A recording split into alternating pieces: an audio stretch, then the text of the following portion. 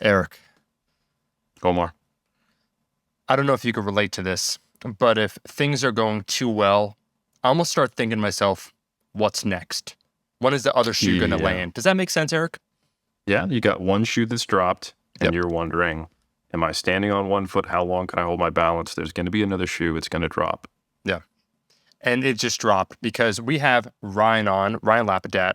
And Ryan, we want to do something very special here because I think you will be able to relate not to this review, but just the fact that we'd like to interact with our listeners.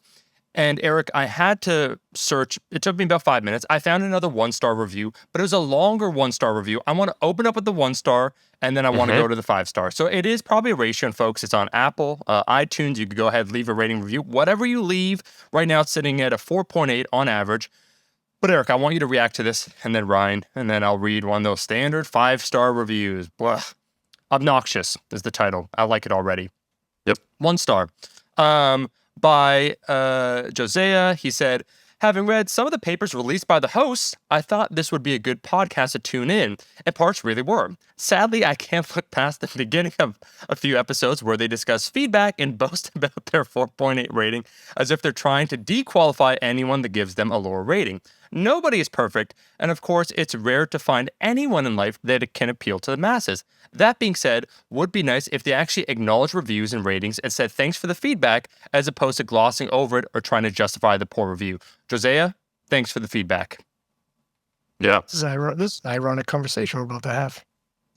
Yeah, my reaction is I don't think it's a really qualified review because most of our reviews are 5.0. I mean, our average is 4.8, so obviously Jose's opinion is invalid because it's a 1. And that's all I have to say, Omar. It's just pretty clear. That's stats, baby. You cut out the outliers. Isn't that the way it works?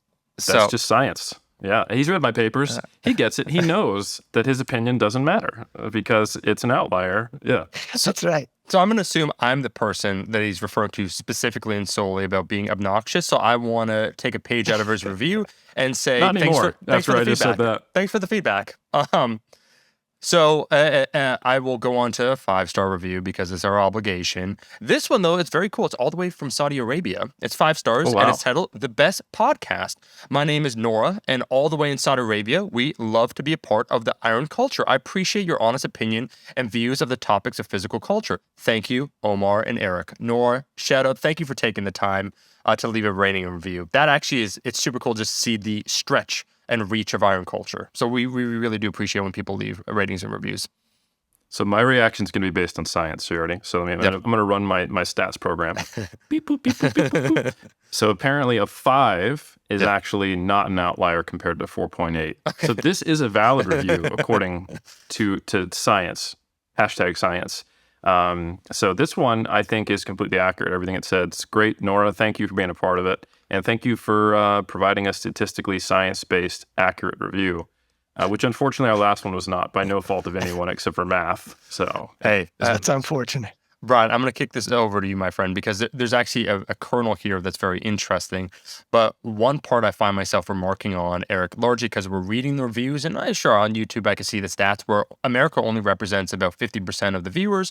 There's about 20% in Europe, 15% between Australia and Canada. So what's that, 35? So that's 85%. But there's like 15% the rest of the world. It is always cool to see the reach of something like Iron Culture, the podcast, because the tagline beneath Iron Culture is for all lifters, and it has been amazing, talking about SBD, talking about Sheffield off air, where they were telling us, so Pete was telling myself and Ben of Elemental Formulations, how, they're making inroads in like Southeast Asia, Singapore, so on and so forth. It's just very interesting and refreshing for me to see lifting become so commonplace. And the lifting we're talking about, not that you need to do that style, like probably with the barbell, or either like bodybuilding, powerlifting, weightlift, some sort of modality, but just like a regimented training routine, having that impact and people taking up, I think that's awesome.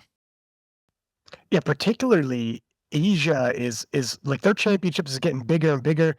I've had on people from on the King of List podcast, like women in Asia now. They're saying, like, I asked, like, what is it different culturally? These ladies were from South Korea and Japan. Shout out to Esther and Ken, and they were talking about how, like, you go into a gym and historically speaking, it would be like women would feel more pressure not to be lifting, not to make themselves bigger, but to take up less space, to be more meek, a little more quiet, very humble. You're doing very good. You're strong. No, no, no. That's how you're supposed to reply back. No, no, you don't lean into these compliments, etc. But with social media and live streams being accessible all throughout the world, now these ladies over there in different pockets of the world are starting to see it. And I remember when I first had on Esther and Cannon, because I had him on a couple times. They were like, I was like, who's popular over there? Who's bumping? And they're like, man, we love like when Heather Connor, who's smaller in stature, smacks her chest when after she won Worlds in 2019, she and hit her chest like, and she would hop on a podcast, and I'd be like, "What's your message to all the other 57s who are showing up at the World Championships?" And Heather's like, "I can't wait to see who comes in silver." And they were like, "Oh shit!" Like, and they were that is so opposite of them that they would feel like, "Fuck, I want to." It brings them in. So, in terms of like powerlifting, the influence across the world and people be like, I want to get involved. I mean, we saw like a burst over in the women's side in North America. How much when I started around 2008, you could go to meets and you would think it was an all men's meet, but there just wasn't women signed up. Now it's like, I don't know if it's 50-50, but it's getting close, the 40% range. And the rest of the world's starting to catch up like that as well. And then Europe, man, the elite level coming out of Europe, places like France have become hotbeds. Like on the women's side particularly, but on the men's as well, like Europe is catching up very quick. So powerlifting in general, and I think social media and the quality of live streams has really helped because you got YouTube, you can watch. You don't need ESPN or Eurosport or whatever. So it helps. Yeah, it's been expanding. Eric, question for you, my friend, because as soon as Ryan said, like amazing, South Korea, Japan, Esther talking about kind of the culture there, and people might listen as like, wow, is it really like that over there? We have to keep in mind, though, that in the West, I want you to relate, Eric, maybe a decade ago, I wouldn't say it was that dissimilar, some of the cultural norms that were kind of regressive, either in the powerlifting scene or in the gym. Oh, you shouldn't lift too heavy. Like all the things that you see on social media, internet culture. I remember 2012, there's someone, Jamie Snow was her name, that competed at Fortis, and just like, she did it, like people were hyping her up, but just the attitudes, or my ex-girlfriend at the time that did some of the lifting, oh, you shouldn't lift too heavy, you're going to get bulky, that they're pervasive. And it's people choosing to participate that permeates the culture and changes it. But hearing about that, Ryan, from like, as you said, I think South Korea, Japan, it shows that, and you have the stats, Eric, that's why I refer back to you about women participating in powerlifting from 2012. What was the change? 10, 15% points. But what you said, Ryan, just reminded me, like, that's like 2012 powerlifting for me. Or let's go further back, like 2005, where it was like an old boys club, right, of who can lift. And like, oh, why would you want to do that? Like, why would you want to get like strong or like bulky or this and that? This is a man's sport. The funny thing is, to powerlifting's credit, I don't think that was ever the popular perspective. Most powerlifters, even the more old school mentality of powerlifters, were incredibly supportive of whatever women were involved. Of course, there's exceptions to that, but if I'm speaking in my, of course, limited experiences, is not being a female powerlifter. So, take that for what it's worth. But absolutely coaching them and interacting with a lot of them, being married to one, it was very encouraging for the most part. And again, also that's me hanging out in California, so that could be different. I don't know. But I would say that society was lagging behind the perspective that powerlifters had.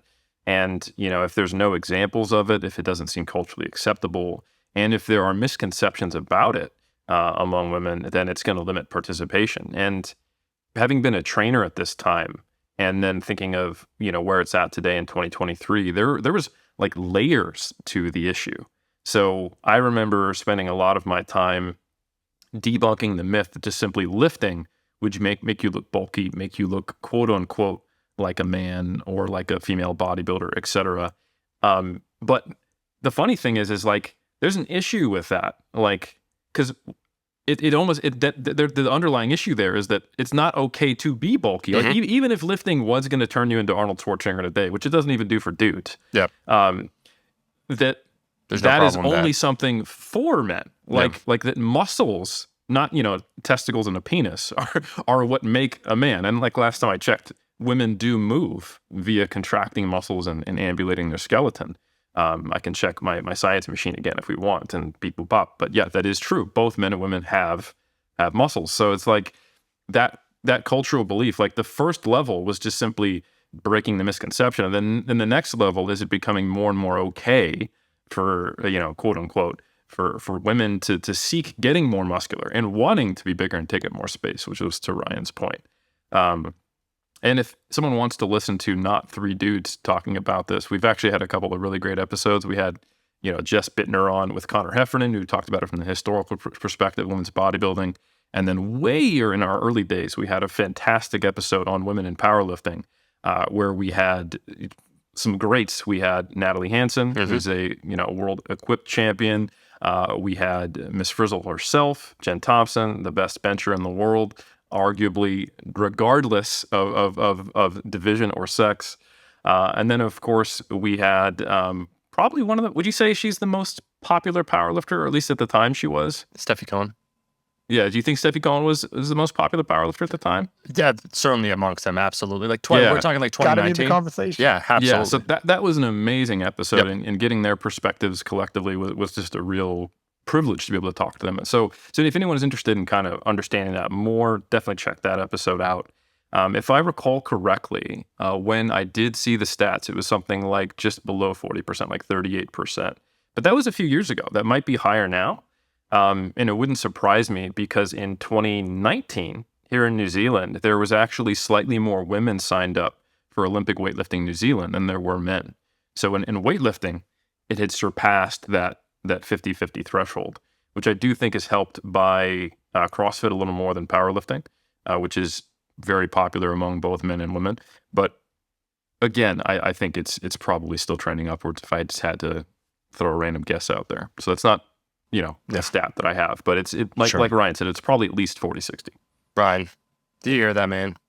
Do you hear that? Do you hear that coastal elite talk by Eric? Well, I wouldn't know. I was in California. So we were up here in Canada. Like, yeah, I shared some stories off air, and Ryan can relate some of the scene that was taking place in powerlifting in 2011.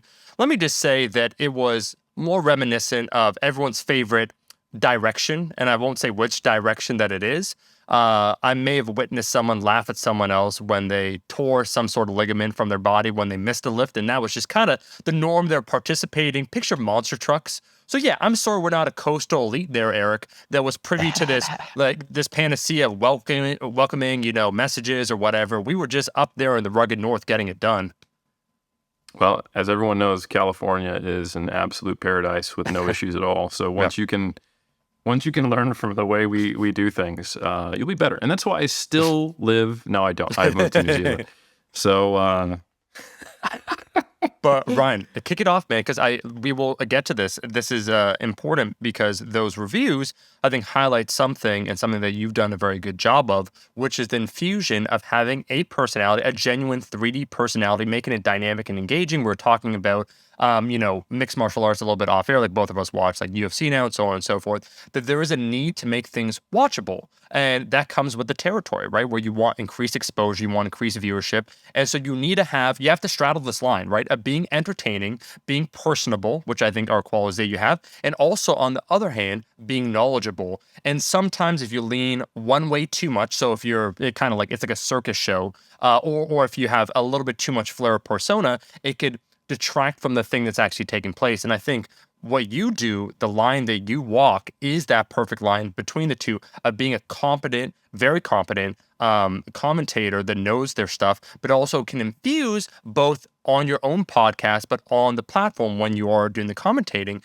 some of that personality that makes the overall spectacle, it highlights it and it elevates it to another level. So that's when I read those reviews, there's a reason why I read the first review, then the second review, and so on. So it's awesome to have a fellow Canuck on, man, that has been doing the damn thing and has been instrumental in terms of changing how commentary is done in powerlifting. Yeah, I mean, when I first started, I started powerlifting in 2018. I don't even know like this. 2008, right? 2008, 8, sorry. Yeah. Sorry. He said 18. I was like, well, oh, bro, you've been doing all this commentary. Like, you've been doing a crazy good job for never experiencing powerlifting. But I learned to squat last week. Damn. I just found out who Jessica Buettner was when you dropped it earlier. And I was like, she sounds good. Wow. No, but initially, literally live streams were like somebody would set up a fucking a camera in the back and just film through the crowd, hit the platform, one shot, no commentary. Back in the day, that's what it was. I remember my friend around 2010 going to the Arnold Classic, and for me to find out how the competition was going, I had the results screen up, and I would hit refresh, and his attempt would either go green or red, and I knew if he hit it. And that was my live stream for the Arnold Classic 2010. Like, this is just see how quickly we've moved to, 2015 with, Ray Williams and Brett Gibbs, etc. Like, it's moved along pretty quickly. When I first started, though, when the streams, just anything, things evolved. And when the streams first came along, it was kind of like, who wants to commentate? Throw them on. If you're a powerlifter, hop on. The amount of podcasts we had, nowhere near as many, pretty rough around the edges, and they weren't very well organized and whatever, just whoever had access to it. So when I came on, it was literally kind of like the Wild Wild West. And I remember having a vision for the social media that for the IPF page initially, and I started taking over the IPF page and started King of the List 2016. I reached out to Gaston Parage. I just shot him a fucking email. It's the president of the IPF. And I was like, listen, this is my background. Just for a quick, we don't got to dwell on too much, but I was on a reality TV show for a season and did some like media training, etc. And I'm comfortable on camera and I'm comfortable in these spaces. And I think, that was a whole nother life, by the way, but I think I could add something to the team if you put me on your media team. And here's my vision for the social media. And I wanted to do, let's start, and this sounds like, well, no shit now, but at the time this wasn't happening. Follow the lifters. And as a competition's coming up, all of the lifters in that competition start getting highlighted, zero in on clashes, show them. I would splice Hack, Gibbs, back to back, Hack's triple, Gibbs triple from that same week. And people start talking like, fuck, you know what? Hacks was a little heavier, but Gibbs is a little quicker in the comments and be like, who's going to win? And start doing these things. And I know now it's like, well, no shit. But at the time, nobody was doing it yet. And so I was telling them, give me the keys to that car and I could do this for the IPF. And I was doing it for King Lifts at the same time. And I also had the vision in other sports, the commentators have to sound like professional commentators. I would be so I made it onto the media team and he put me on and I'm running the account and we fucking explode the IPF account. And King Lifts is exploding at the same time. But I don't tell nobody that I'm doing both because I don't know if the IPF is going to be cool with me doing King Lifts because I'm sharing untested, I'm sharing everybody, right? But they're both exploding at the same time. So I figured I'll make myself as valuable as possible while I can. And when it comes out that I am King of the Lifts, hopefully I'm as valuable an asset that they're like, hey, fuck it. Let's just keep rolling with this. So an email went out to the IPF media team, which I became on, and everyone's seen me killing it for the social media, which they appreciated. And then the email said, who wants to commentate the IPF World Championships, Texas 2016?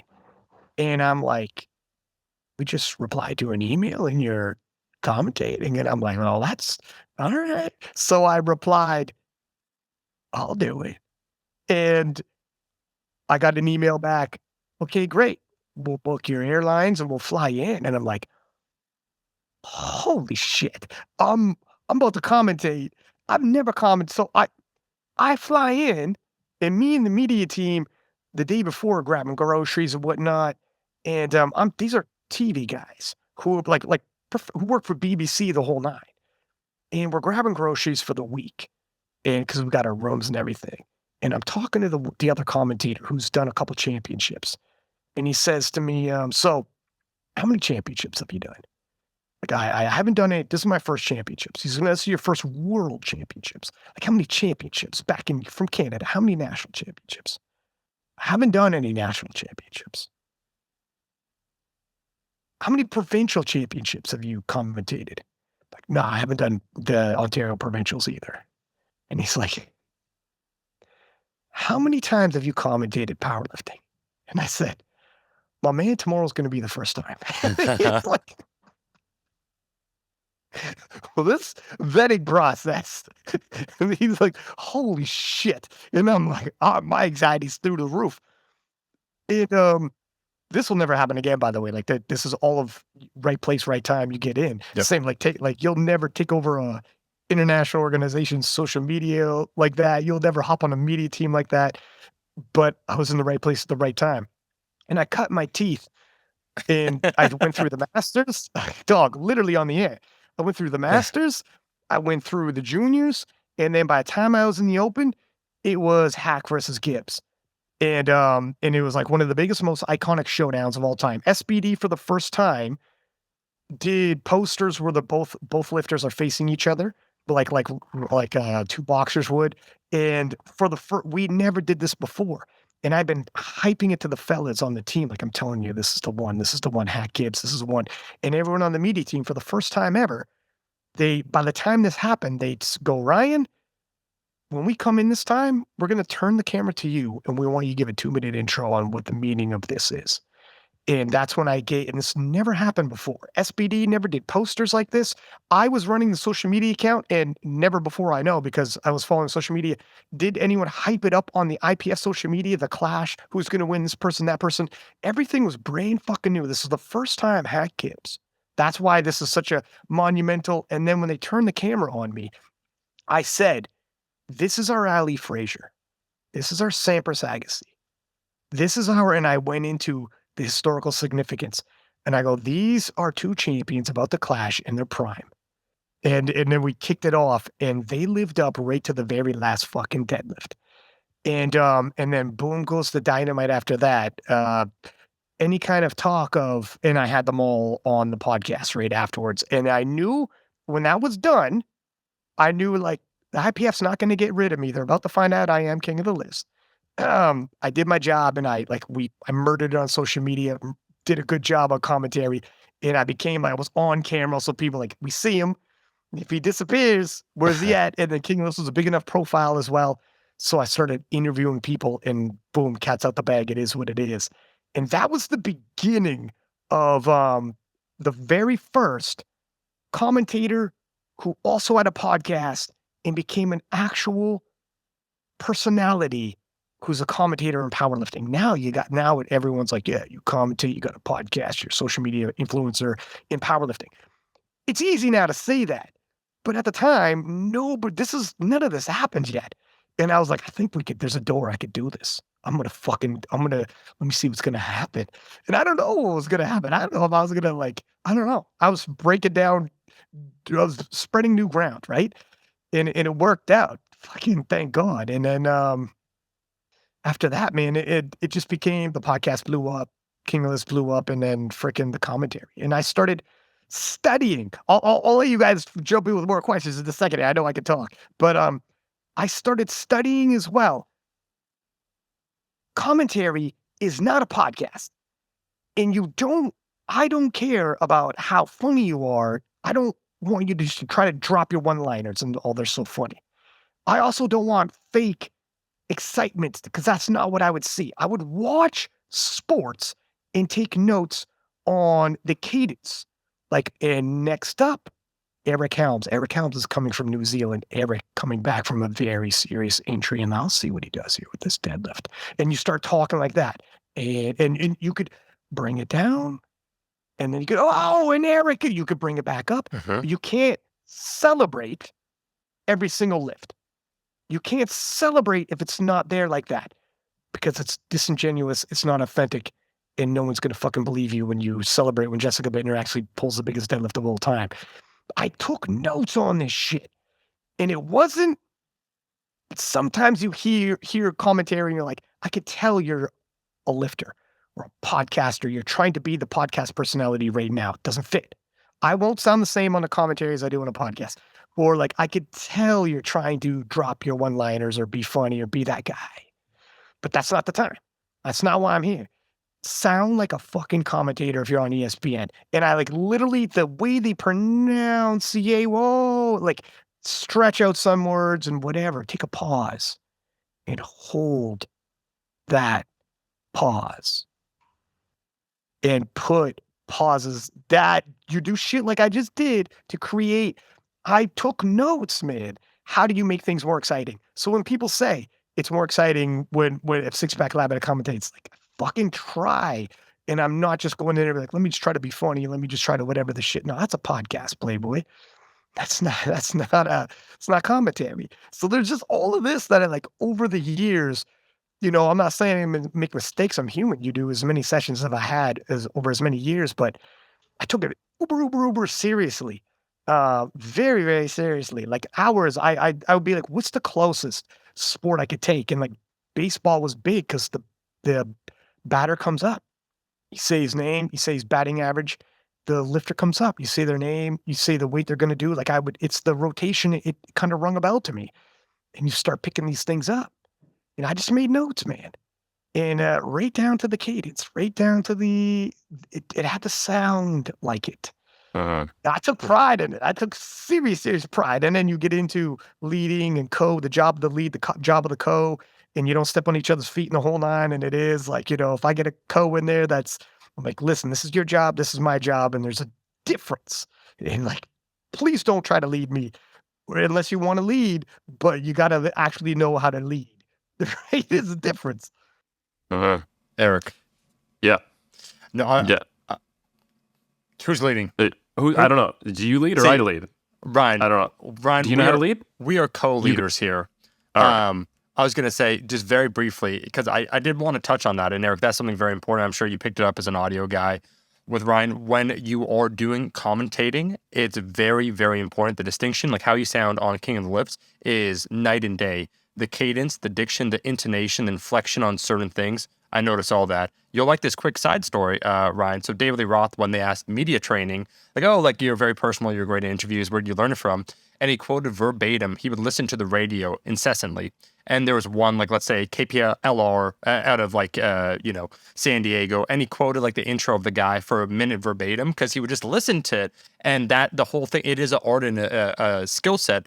My quick question for you, and then I do want to swing it back over to Eric. I get all that, and I think Eric also gets that too. The need for that, how that is a skill, all those things, a composite skill that comes together. What would be some of your comments regarding, not you specifically, but I intuitively understand for sport to grow that you need commentary to be at that level, and it needs to have all those points. But there are some people where it's different flavors, right, Ryan? Where they'll say like, oh, if it's an IPF whatever meet or it's world, I want something that's a little bit more like sterile or to the point, straightforward, ABC. And they'll say the idea that maybe throwing in too much personality detracts from the spectacle, so on and so forth.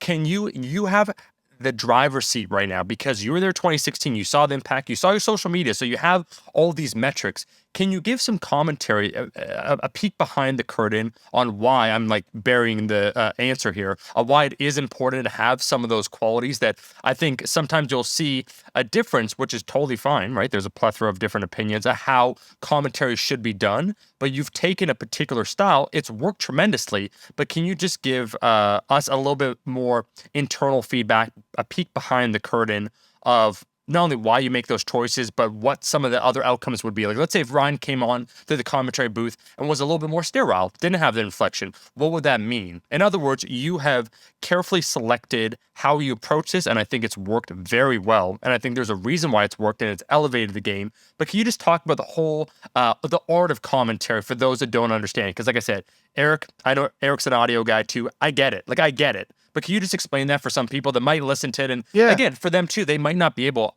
The thing that you said immediately that I could tell, like, musicians, doesn't matter, is when someone's like either phoning it in or they're trying to put on a personality that's not there. And you as a commentator can tell immediately because you've done the thousands of reps. And that's an inside job tell right there that you just revealed. So just, I want like 5 minutes of that, man. If you could just break that down. And then Eric, I want to pass over to you.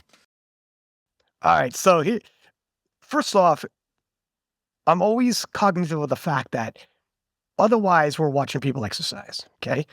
Like initially, early days when we're all just kind of finding our footing on this, you tune into an IPF or a powerlifting, and it was literally watching people exercise. And it's just, here's name and lift, name and lift. And something that I started bringing that previously people didn't necessarily have as well was also, I knew their storylines, and I am constantly hunting for a storyline. If I can get a storyline, if it starts, like for instance, let me give you an example. I was heavily leaning to 2018. Sergey Gladkick from Russia, 66 kilo clash with Charles Opoko. It's U.S. and Russia for the World Championships. Gladkick had not missed a lift in 2 years at the World Championships, 9 for 9. As a matter of fact, had not got a single red light. I dubbed him Mr. Perfect. And I built that on purpose on social media, the IPF page, which I was running, and King of the Lifts leading into it. Knowing that I'm building this now, everyone's like, what happens if he misses a lift? I always know you can't control the storyline. You lean into it. So when the big clash happened between him and Charles and they went toe-to-toe, and the world record was loaded up for both men for the third squats, Charles hits, Gladkick misses. And then it becomes, oh my God, Mr. Perfect has finally missed a lift. And ladies and gentlemen, the battle has started. And then it becomes bigger and augmented because you laid the table. And to the point of like the difference when you look at, I know the way I'm talking in storytelling right now, the inflections of my voice and all that. This is just natural too. Like, I'm an excitable guy. I'm not joking. When the IPF World Championships rolls around, I can go 4 days without sleeping because I cannot sleep, man. I will go to my hotel room, stare at the ceiling, and I'm too freaking wound up. This is how I'm just like, when I get into storytelling mode, it is what it is, man. So in terms of bringing excitement, that's the way I am. In terms of like trying to hunt for a story, it kind of is, that's the way I am. But if you don't have that kind of, if it's not the way you talk and you are just more of a monotone type and you're not looking for storylines and giving, why do I care? Why do I, even if someone's not there, I'll say, that is a message to Joy Namani. Joy Namani is watching this, and Jad Jacob just took her record. 0.5 kilos separated them at the Open World Championships. Now, Joy Namani at the European Championships just took her record by 0.5 kilos. 0.5 kilos separate these women. We'll see you in Sheffield. There's a storyline that just rolls off, and I'm just fucking... I didn't commentate Euros, but that's exactly how I would have done it. Do you understand what I'm saying? Like, this just happens. And when there's a cumulative deadlift that finishes it, you have to make people be like, fuck. And the promotion for the next competition begins exactly when that last deadlift hits. And you say, well, there's the warning shot. There we are. And you put it in perspective. It needs to be that way. Otherwise, it's not enough to be like, that was a record and it's gone.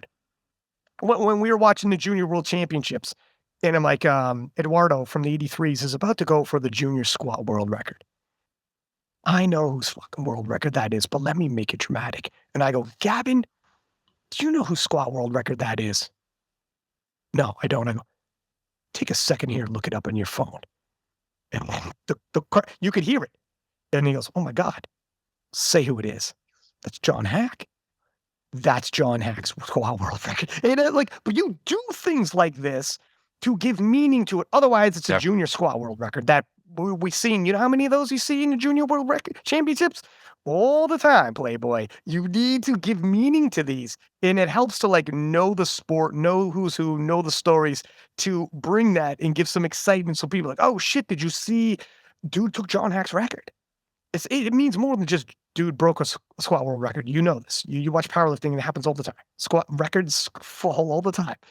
It just helps, man. It's the storylines, it's giving meaning to it, and it's excitement, and it's the inflection of the voice when it's time to give inflection of the voice. That make it otherwise you're watching people exercise. Don't ever take for granted I'm watching people exercise. Why do I give a shit about what's about to happen on there? And also knowing the rules. So I'm like, this will put them in third. This will put them in first. This will be, well, that's team. You know, the bigger picture here. It's got to be said. If she wins gold, all of Team USA gets 12 points instead of 9. That's a swing for Team USA from France. Very interesting move here. Megan Scanlon can swing it all for Team USA with this. And she did. You know, like there's layers to a story and significance as well. Like it's all there. You need to make calls, and you got like 60 seconds to recognize the storyline and start fucking working. Start working. And that's why sometimes when I watch it, I get frustrated, like, there's stories that people are missing. You're not giving me, I'm not buying into this just yet. Make me buy into this. And that's part of it as well. And people do. And I will, so I have some thoughts on this. One, we're going to start with the fact that sometimes on social media, I will watch ridiculous clips of Japanese game shows where I have literally no idea what's happening. The commentary is culturally different in inflection and in a language I don't understand, but I can watch it because it's someone getting smacked off of a platform by a huge hand and they fall down and it makes me laugh and I'm basically a child. That's not powerlifting. Powerlifting is inherently boring to watch unless you're a powerlifter. And even sometimes as a powerlifter, it's inherently boring to watch, and I'll admit that. Even as someone everyone knows I love everything about lifting, right? So considering that not all things are that, right? Giant hand smacks person, they get yeeted off some cliff, we laugh because we're humans. And instead we're watching people exercise, like I think you so accurately put, Ryan. How do we get people into that? And I think it is a very pessimistic or cynical view and simply inaccurate to say, well, there's no way. It's always going to be not exciting. When we also have these reality shows that exist of like real estate shows. Like, hey, let's go fix up a kitchen so we can make another $5,000 on selling this. That is boring AF. Mm-hmm. Like, I mean, come on. Like the only people who actually just inherently would like that was going to be real estate agents or people who fix kitchens, right? Maybe someone who's currently buying a home. But how do they hook you in on those shows? They tell you the story of this family, what this home means to them, why it was in disrepair, where they're at financially, the kids, etc. So you get to be interested in the story of the family. So you care about the fact that they got some new countertop, which, oh my God, shoot me, right? And there's many examples of that. Like there's a show apparently that some of my friends who I was just over at dinner at their house last night really loved, where it's this shop with a bunch of different craftspeople, and you bring in old things to be refurbished or fixed. And so he's telling me this really cool story, quote unquote, about a bike that got brought in to be fixed. And I was like, I'm not watching that on TV. And he's like, you would like this show. This show has millions of viewers, And it has to do with the story of, like, this bike actually was in the 50s and it was lost. And it meant this to me when I was a child. And it was at a time and it was post-World War II, et cetera, et cetera, et cetera, whatever. It was manufactured in a place that now doesn't exist. So, like, I think the point is that there are stories attached to everything. And the human experience is one that is narrative. And that's something that I think is undeniable if you study history, if you study anything related to people. And also, I know this as a writer. So if you think watching people exercise is boring, reading papers about the scientific study of people exercising is a whole nother level. And that's what I do. So when I write for mass, I know that there's a ceiling. I can only make this so exciting, but I will often tell the story in the introduction of the line of research. Like, we didn't even really understand what lactic acid was in the 80s. We thought it was the cause of fatigue. Now we understand it's actually a metabolic fuel. And this guy, George Brooks, discovered this with his lactate shuttle theory. And here we are today, and now this new study answers this question of what happens when we actually put lactate on muscles in a petri dish and it makes them grow. Does that actually tell us that Brad Schoenfeld was correct, that metabolic stress is a leading thing that leads to hypertrophy, but it isn't shown in this applied research. What's going like? So I do the same thing with my writing about these inherently boring topics because it works. And it is the way we conceive of the world when we understand things. We understand things through a narrative storyline, and the significance doesn't exist unless it's a given, especially when not the average reader or listener or whatever the context knows these things. I have to leverage my understanding of the history of science and the progression of data to tell that story. And Ryan, what is extremely clear to me is that you have a skill set here. You're a powerlifting fan. You have an encyclopedic knowledge of this stuff. Like when Jess pulled the 261.5, that was the heaviest deadlift in women's powerlifting period in the IPF, I knew what it meant for her, so I was excited. But I actually didn't know that there was no 84 plus or 84 that hadn't pulled that until you guys said it on stream. And I was like, oh shit, you know? So that's me, the person who coached the person, who is a powerlifter, who's been involved in powerlifting since 2005. I didn't know that. And I think there's a couple things. Is one, your timing couldn't have been better. I know it wasn't intentional. That's just the serendipitous nature of the world. But you came into this role at a time when the sport finally had the growth to where I think these battles could be hyped. Yeah. Because in 2012, 2010, 2008, you go to a meet and you don't even think about who's there, right? You're just going to beat the record books and probably somebody in a different federation, right? You're going on powerliftingwatch.com, right? This is my era of, this is pre open IPF or open powerlifting, and big shout out to them. Definitely listen to the King of Lifts episode where you had Joe Whitley on, Joe Whiteley, I think, who was talking about that and just how few people are holding in place something that we take for granted, which we really shouldn't take for granted. That's awesome. So anyway, pre-open powerlifting, pre-2015 powerlifting explosion. And I think when you came in, I think it's 2016 Worlds with Colleen, this was the point where now we actually had a competitive enough field of powerlifting that the IPF on its own had these battles. And previously, I mean, some divisions would have them, but now we have battles in every single division, almost. Sometimes the super heavies don't have enough depth because there's just that many people who are 6'5" and were born 15 pounds heavy and, nearly killed their mothers, right? So,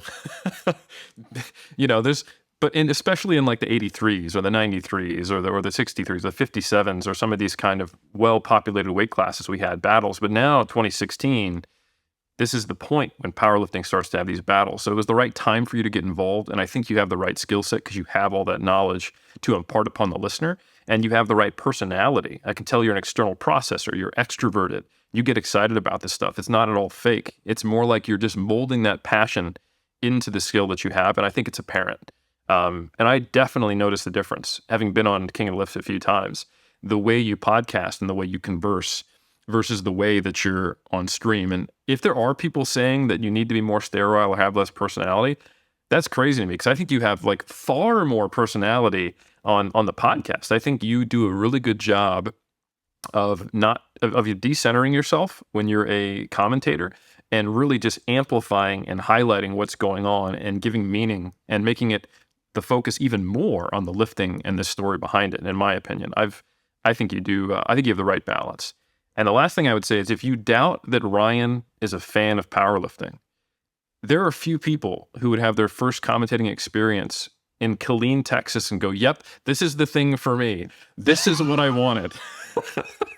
I got off the plane, looked out on Killeen and the amazing venue and the experience that the IPF brought us. I need to do this every year. I can't wait to go to Belarus.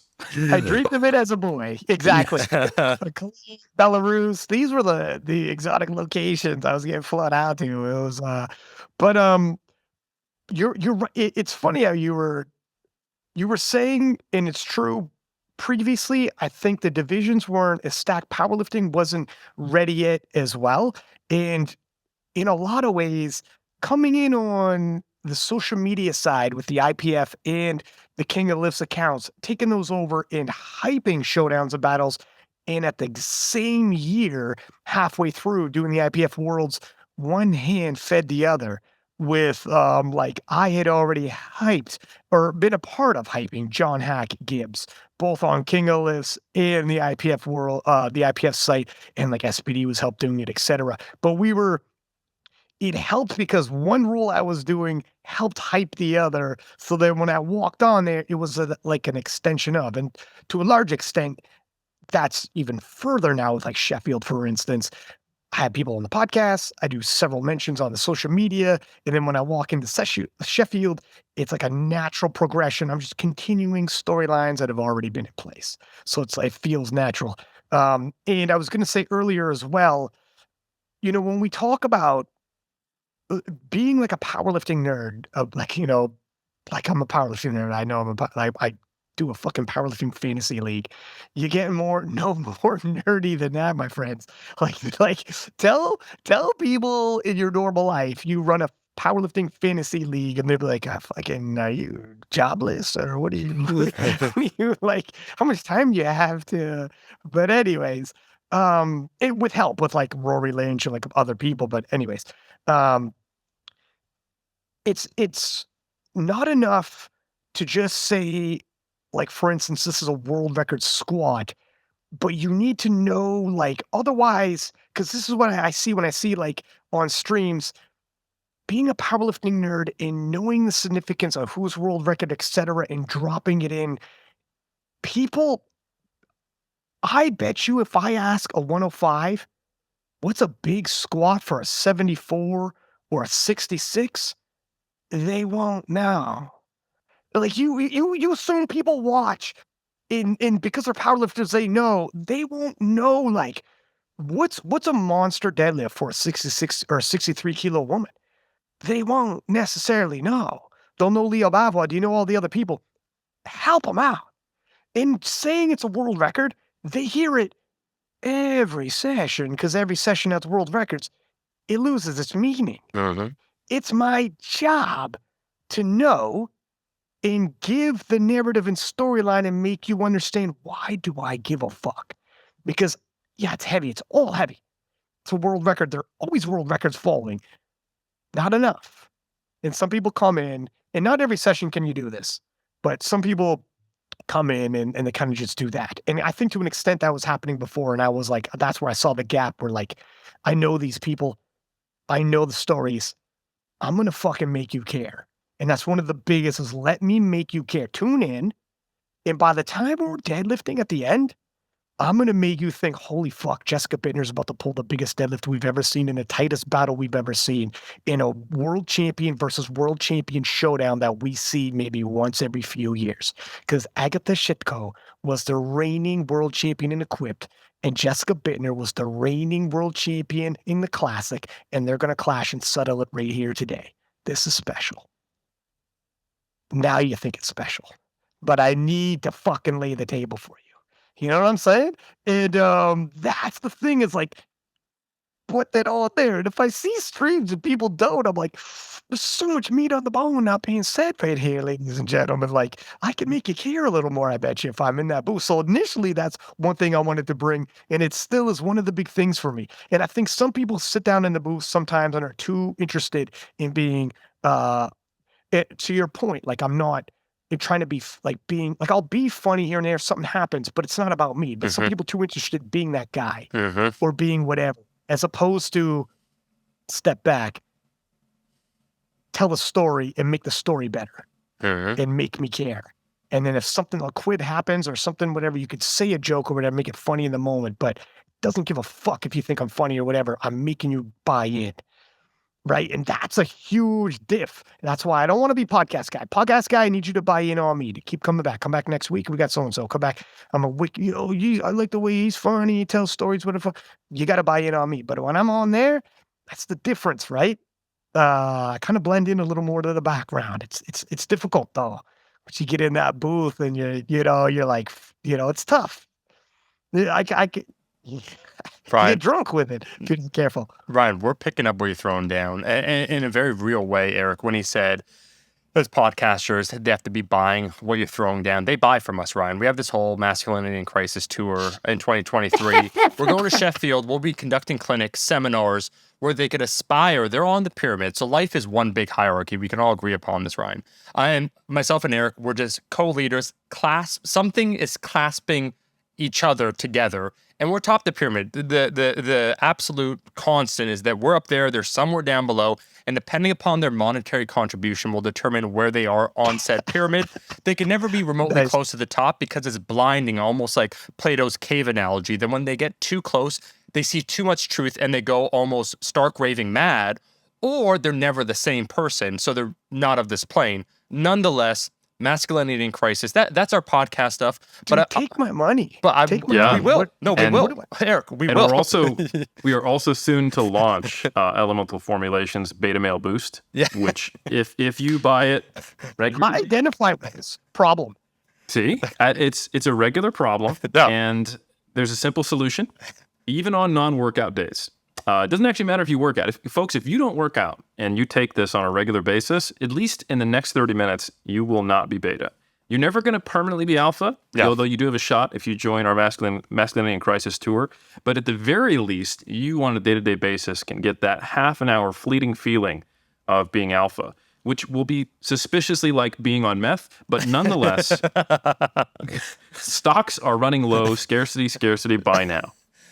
Eric. Fuck, guys, you know what? This podcast is brought to you by testosterone. That's by right. raw, unfiltered testosterone. I was going to say, Unfiltered. I want you. So, Eric, he's been doing such a great job explaining the peek behind the curtain. I want you, the Iron Curtain on Iron Culture. I'm going to want you to hype up, give us a 5-minute sizzler, Ryan, for Sheffield to really frame it for everyone. But I find it truly remarkable, Eric, where your first commentary gig was 2016 Colleen. It took you 2 years to decide, hey, I want to lift. So you started lifting in 2018.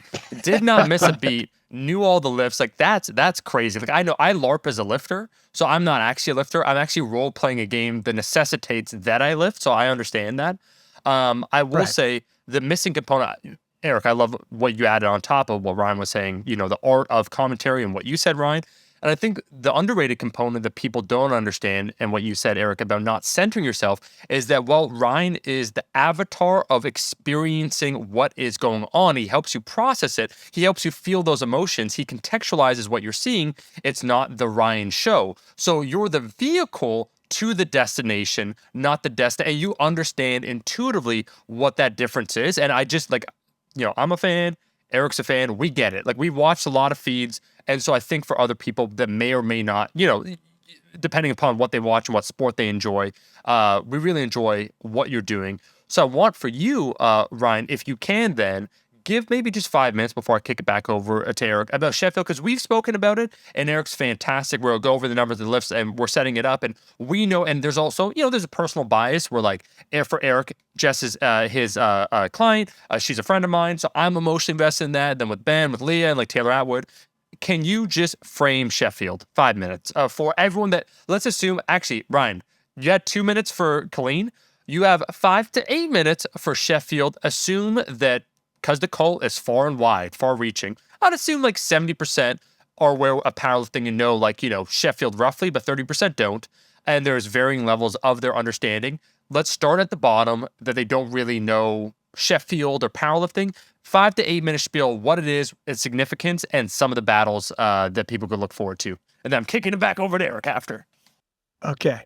Well, listen, obviously the World Championships takes the best lifters from all over the world, and they all clash for that world title. Sheffield is going to take it even a step further. This is like the all-star game for powerlifting, but it is the biggest prize we've ever seen, at least currently, and I think possibly historically in the sport, period, which has got everybody's attention. SBD, been the backbone of powerlifting for many years now, is forking over this, and the amount of money they're putting into this project. I mean, this is going to take powerlifting to the next level. And the best way to have gotten into Sheffield was to win the World Championships and become within 95% of the world record. We're talking the elite of the elite getting the immediate invite. After that, we had other different qualifiers in terms of wild card selections. Now, let's talk about some of these selections. You know now the prize is the biggest prize in powerlifting by possibly the biggest company in powerlifting getting behind this and the people that they're bringing in. And they're bringing in myself for the commentary, as well as Joe Whiteley, the aforementioned from the IPF World Championship. So the viewership and the amount of money and budget they're putting in is like nothing we've ever seen. We're expecting very high quality in terms of production. Now, the clashes that they had lined up, because of these wild cards, I can tell you right now, that session at the last World Championships with the 93 kilo clash and the 76s, the 93 kilo men and the 76 kilo women, in all my years of commentating, in all the sessions I've commentated, and some of these World Championships are 12 days long, 3 sessions a day, several World Championships, juniors, open. That was the best session I've ever commentated in all my career. And I mean, from Jessica Buettner and Agatha Shitko, right down to the very last deadlift, to the 4-way battle in the 93s, right down to the very last deadlift. And I mean, you miss one lift, somebody else comes back. The swinging and tide of momentum that we saw in those sessions, SBD decided with those wild cards, we're going to relive those sessions. And this is guaranteed fireworks. And that's the thing with sports.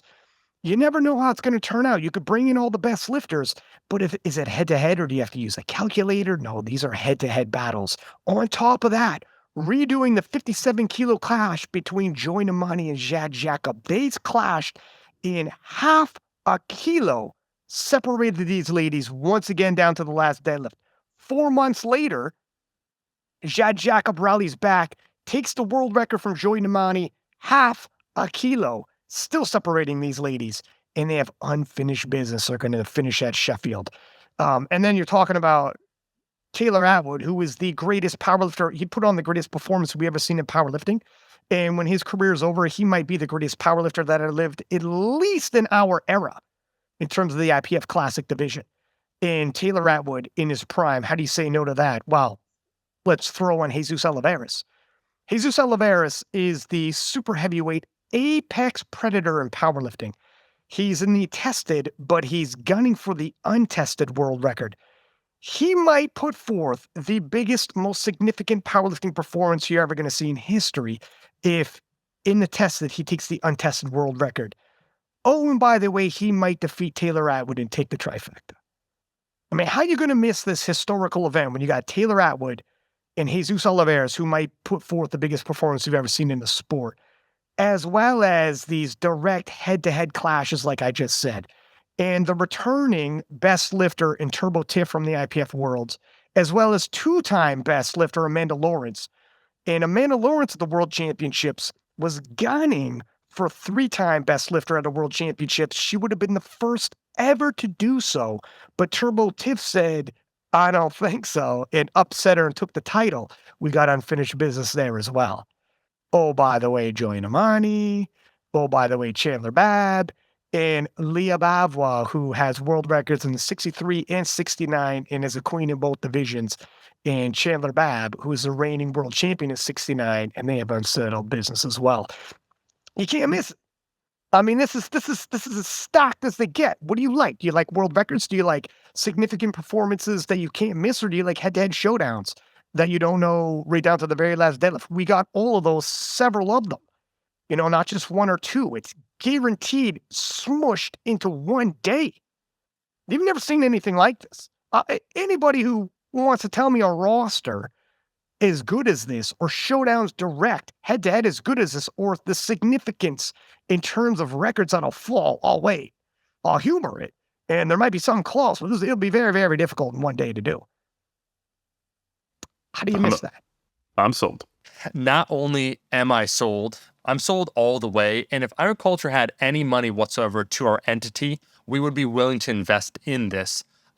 We don't, so we could just give the moral support and the collaboration, which is happening right now. And, you know, I will say both myself and Eric, as iron enthusiasts, we all have the same common interest here, which is making the sport of powerlifting more popular. And I think it'll be interesting to see what happens as a result of Sheffield. The monetary incentives are the immediate upfront things, but along with that monetary compensation comes an increased level of potentially competition, viewership, of people talking about it, prestige that's then associated with it, that some people like Amanda Lawrence, I remember in her promo with SBD, she regards this, there's a world championship and now this is one tier above it. So it's creating a whole new category where it's almost like if there's a yearly, world games and then there's the Olympics every 4 years or what have you, it kind of has that prestige. So there's a lot of different things coming together. And I think, well, some people may or may not agree, not with Sheffield, but all things as a whole, fair enough, that people can agree by and large that it is good for the sport to put on things like this and that for things like this to be successful. So I think it's very cool, Ryan, like I said, started lifting in 2018, started commentary in 2016. I've seen photos of you, bro. You look like a hunk, okay? Like, Jess, I will say this, okay? We put the capital H next to you. You deserve the hunk. And I will say, I saw that Jess, you're a brave man to pose in front of Jess. I did a video with the construction hogs, and I felt good. Like, I held my own. Like, I will say this: what's amazing about Jess, very quickly, not that she ever makes herself appear less. She always says like I'm 5'7", and actually, truthfully, where she's like 5'7.5".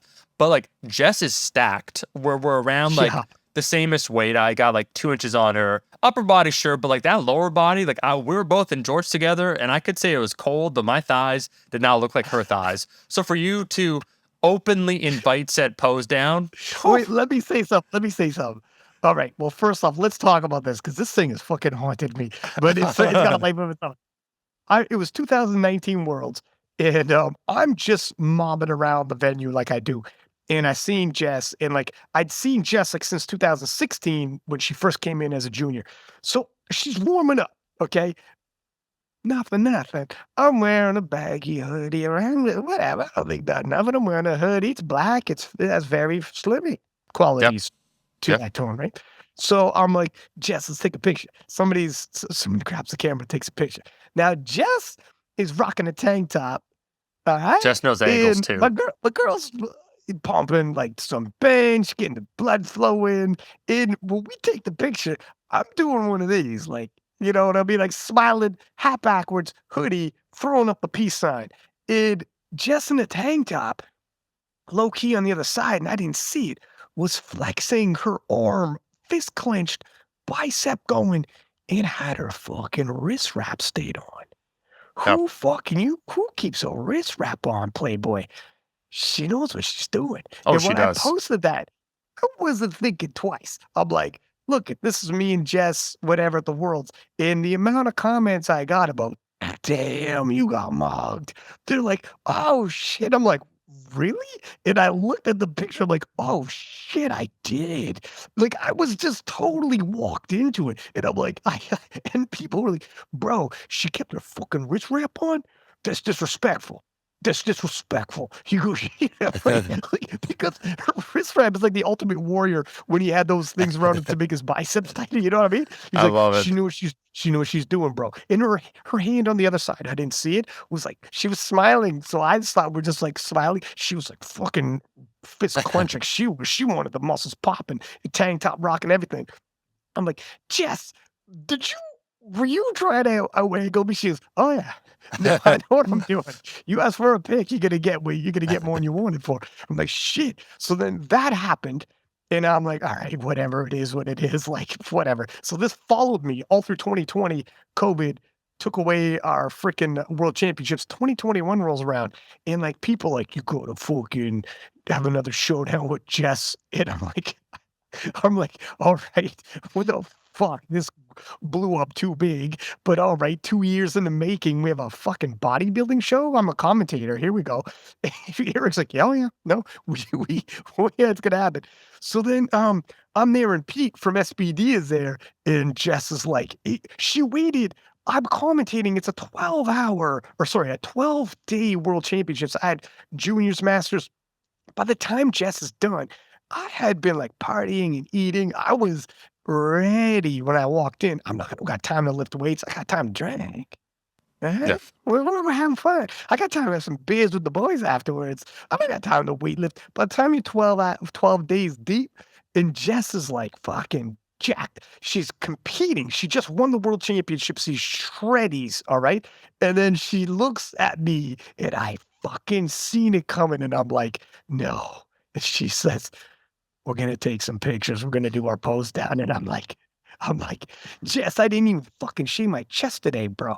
I'm not tanned, and you're jacked up, and I've been drinking and eating like an idiot. I'm like, no. And then Pete Spence was there. He's like, I will take pictures. We're going to do this. And I'm like, fuck, man, I don't want this smoke. So we go over to the side, and the smartest fucking thing I ever did, fellas, fucking hand Pete Spence my phone. I said, fine, let's do this. I handed him my phone. Nice. Acted like I didn't want it. I gave him my phone. I mean, here it is. It's open. Fucking take the pictures. Let's do this. Take my fucking shirt off and we rock and roll. And I probably got my ass handed to me. Then he gave me back my phone. I'm like, threw it into the toilet. Guys, this is fucking 3D chess, Playboy. I got the pictures. I got all the pictures. We go back to the hotel and it dawns on Pete and Jess. Oh, shit. Who's got the pictures? Ryan's got the pictures. Yeah, I got the pictures. And when he was like, release the pictures. And I'm like, I'll fucking release them when I'm ready to release them. And it's building up. And that's when I did that. Eric, you see when I did the Photoshop, got fucking like Ronnie Coleman's body, my head, Butterbean's body, and Jess's head. And I'm like, look, I think she looks amazing. Okay, I'm going to have to refer to Eric, who's a nutrition coach as well. Like maybe a little bit of sodium, little, I don't know, retaining a little bit of water. I thought she looked great, but clearly your boy took the W in that one. And it is what it is, man. And then ever since, everybody's like, let's fucking, people did like a things to do, like bingo thing, like a squat mean deadlift page. And they put one of the squares is like fucking out angle Ryan in a picture for the world championship. Damn. Dude, everybody was all over me. It's become a thing like, fuck, I'm taking L's all over the place. These like the most jacked people in the world showing up. And I'm like, all right, Eric, let's do this. So Ryan, thank you for that and sharing your side of the story. Eric, can you explain what the Masculinity in Crisis Tour is and why Ryan is the perfect candidate to attend? Because it sounds like there's a lot of subterfuge going on here. You probably read Machiavelli's The Prince, it sounds like, where you're trying through your own scheming techniques emerge on top. We prefer to rule with absolute power. So Eric, please, what is it? What is it, my friend? It's an issue of confidence. When you woke up that morning and you looked in the mirror and you didn't see a man looking back in your eyes, Ryan, that was when you lost. Yep. Not when Jess got next to you and flexed. And this is something that can be solved in one of two ways. Temporarily with Beta Boost, our pre-workout coming out soon, but more permanently with the Masculinity in Crisis Tour. The tickets are only $9.99, $99.99. If you're asking where the decimal point is, my answer is what decimal point? All I got to say is you don't get the point. Yeah, exactly. You can't handle the point. On a separate topic altogether is, let me just say seriously, I never get caught sleeping. When you come online for the first time, you put out your best content because that is your entrance, because that's a French word. To the world. So when I got on Instagram, 5 years too late because I'm a curmudgeon, in 2016, the first 7 or 8 posts I made were how to win the angle game. And this is not a joke. This is 100% serious. People are thinking, oh, Eric Helms on Instagram. Let me see what Pub Media, like what PubMed post he has, or maybe he's going to help us understand science. No. I help you to use your better side, how to get on the side of the camera to where your arm is actually slightly off camera. Where does your arm end? Nobody knows. It could go on forever, right? Right? I'm out angling animals at the zoo. I'm out angling my wife. I am taking people bigger than me and putting them in positions where they cannot win, forcing them to the inside of a group picture while I'm on the outside. Left side is the best side. There's things to learn. Mm-hmm. And I tell you what, if I lose in a pose down, it's because both people were prepared. Because most of the time, I'm throwing the sucker punch. I lost at a pose down to Natalie Hansen at the European Powerlifting Conference in 2017. Yes, and we both hit a front double bicep on camera. It was a legitimate competition. But I tell you what, I didn't get snuck. You know what? That was just, two giants going head to head, and made the best giant be taller. And but in the future, if Natalie's looking the wrong way and I'm ready, I'm getting smashed on. I'll tell you what. I mean, I see now why Jess, obviously, like, you're her coach, and fucking, it's starting to make a little sense here. She's a little too confident when she was prepared. That's she right. was prepped. She was prepped, man. No, I thank God I pulled the old sneaky use my phone. That's not going to happen twice, though, is it? They won't let you use your phone next time, because the Butterbean versus Ronnie Coleman comparison was a one-time trick. Look, Ryan, It bought me a year. It did. It's I'm letting you know this right now, like, Ryan, geez, this is mid-February. You have approximately 5 weeks, my friend, because spoiler, Sheffield's happening. We're all going to be there. Likely there's going to be a photo. Now, there's a few different things that you can do in order to win this war. I'll share a very short story with you before we get back to the actual topic about your ascent here, commentary as a whole, powerlifting, where it was, where it is, and most importantly, maybe where it can be. But I've shared this story with Eric. First, I have to give a shout out to my boy Eric, because when we meet up again at Sheffield, it's been too long. Eric did teach me some posing. It did make a dramatic difference, because I don't know what I'm doing. And I will say this, I do eschew if people come up to me, so someone's, like another like influencer in quotations, they always want to play the angle game.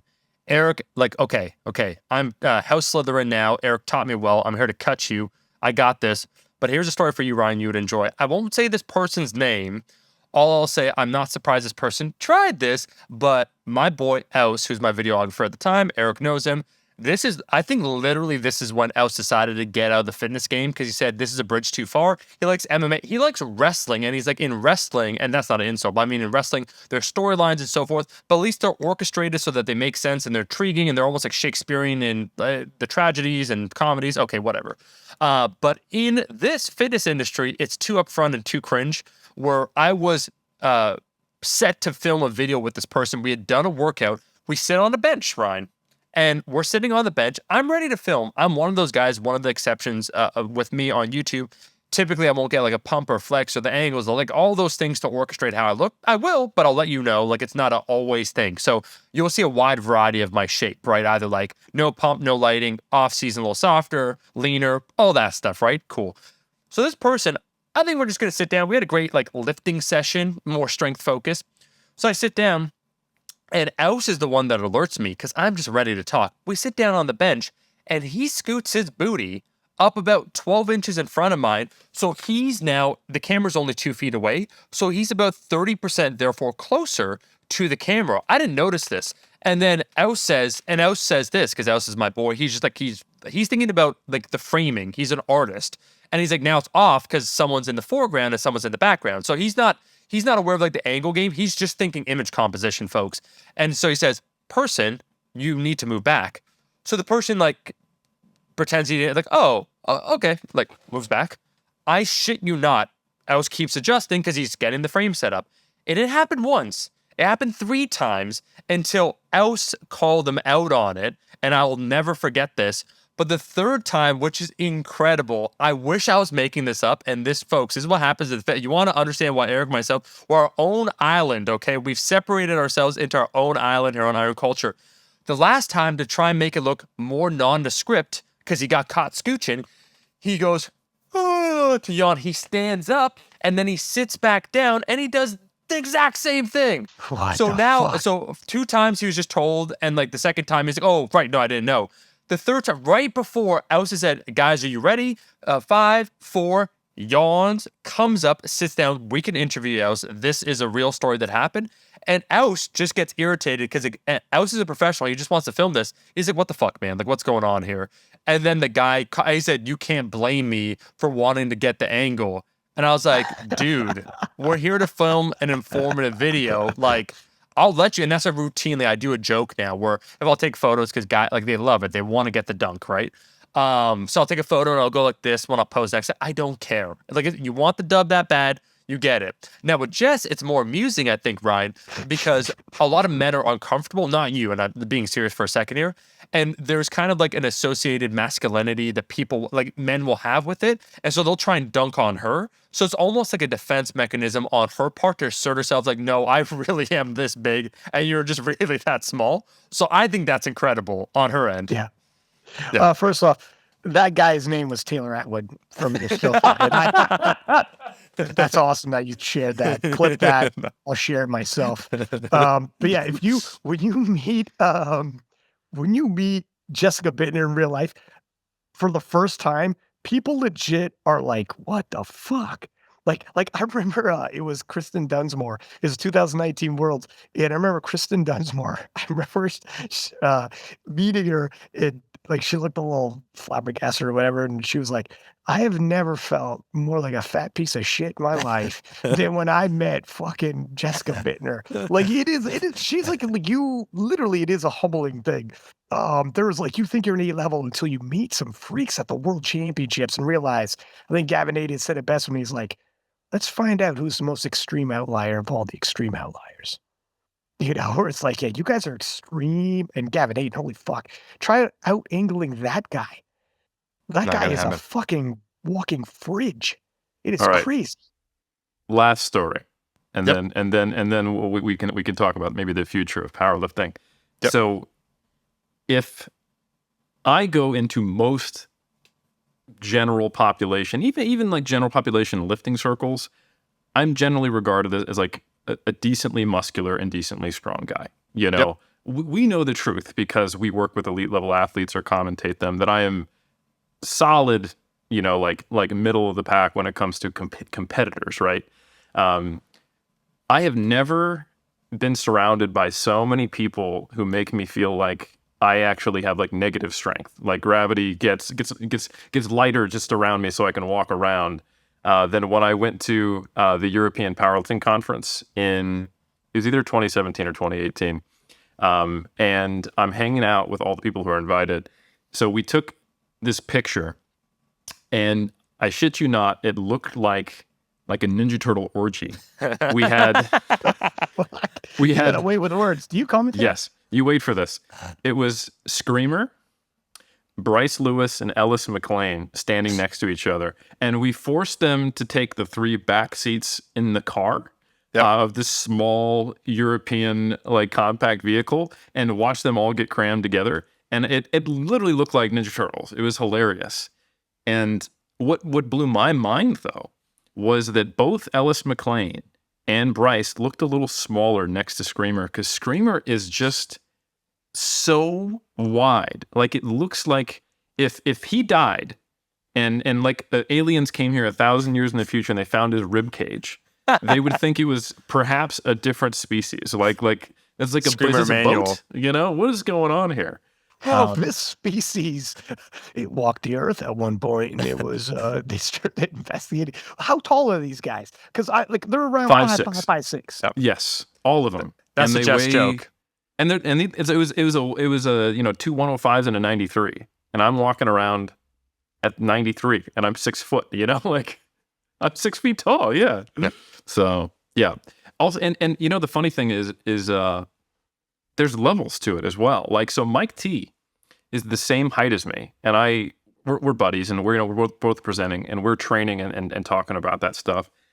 Mike T does look like not small next to these guys because he's taller than them, and he's Mike T. He's a big dude, but he looks narrower.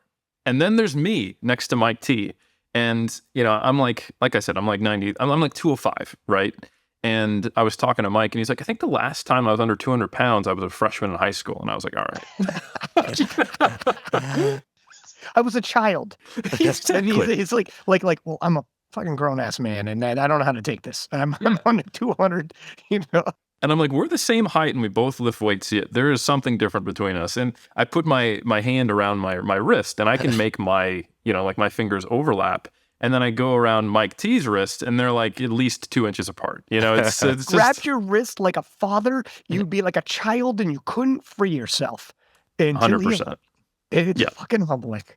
Yeah. It's you can tell some people just a different bone structure, just built for the sport. And yeah, I do all right for myself. But there's certain company you can keep, which will make you feel like everyone feels when they're on social media, you know?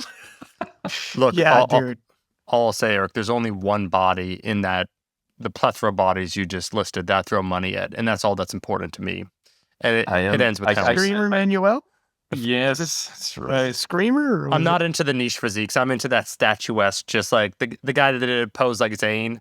I was actually, what Eric didn't know, I was watching from afar. It was Hawaii, right? Was it not? It was in Hawaii when I took the same pictures, Yeah, and the island was, Eric. I'm not going to tell you. No, the island was. No, right, but we were both It was there. Oahu. Oahu, yeah. Did you purposely leave your boy hanging? I No, love doing that to my boys too. When they line you up and you're like, nope. Not sure what you're talking about. Yeah. Oh, that was leg on my end. Is Oahu? Yeah. Oh, okay. Yeah, it was Oahu. Yeah. If you saw me freeze, that's what that was. Ryan.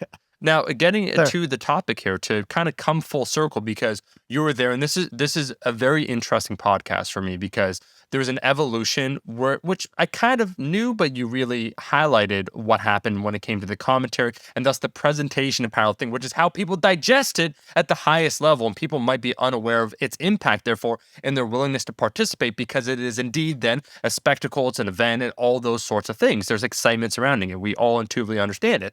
Talk to me then, my friend, what you want to see. So we're present day, we're talking Sheffield, we're all going to be there, and you've seen the arc over the last, let's say, 2016, where you did clean. Everyone wants to go to clean. It's fantastic. So 7 years ago to now, the present, the future. What do you think it holds? What would you like to see? What does it need to do? Which is like, this is the $1 million question, because everyone wants powerlifting to be bigger, both in terms of numbers, again, growth, but then also money, like company sponsoring it. But what does it need to do? Where is it going? And where do you see it going? This is an excellent question. Okay, so first off, the split with the USAPL and the IPF, in terms of fracturing our talent, was tough.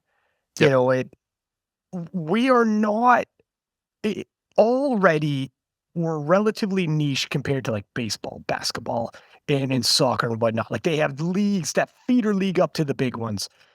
We don't, you know, we're too niche to start fracturing like that. That hurt a little bit. Now we're big enough. We still have like good showdowns on both ends, but how much more healthy would be if we're together? It is what it is in terms of that, but some of the things are going to help us.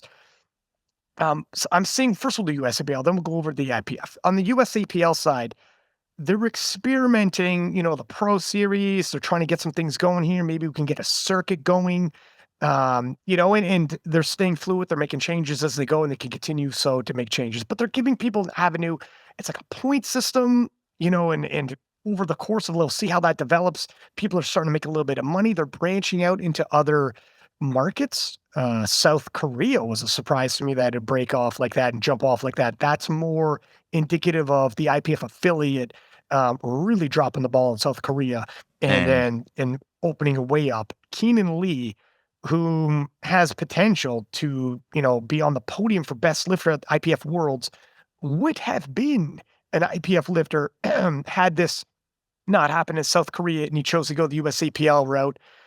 They got a massive YouTuber who has like millions of people subscribed, who streamed on his YouTube channel, and it got millions of views, not initially live, but now. So certain things opened up on the USAPL side. You couldn't have foreseen this, but I don't know if that's a bit misleading on what they can anticipate if they're going into all these other different nations. I'm not anticipating every nation's going to be as a success like that, but that was a success.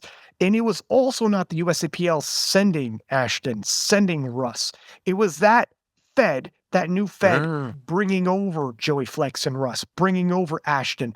But if other nations are as ambitious, have stars like Keenan Lee, who could easily be the best lifter in USAPL, or who have massive social media YouTubers that can just run the stream, and then someone who's running the Fed, they'll be like, I will pay and bring over stars. Like, that's probably asking a lot for every single nation. But you could see how that market in South Korea has exploded. So let's see what happens with some of this. If nothing else, USEPL said we're open for business and it's relatively easy to work with us, I believe, on the surface level. I have no behind-the-hand knowledge on that. Let's see what happens on that. Interested, but I'm not looking at that like I expect USEPL UK to run the same. Like fucking USEPL Canada will be the exact same as that.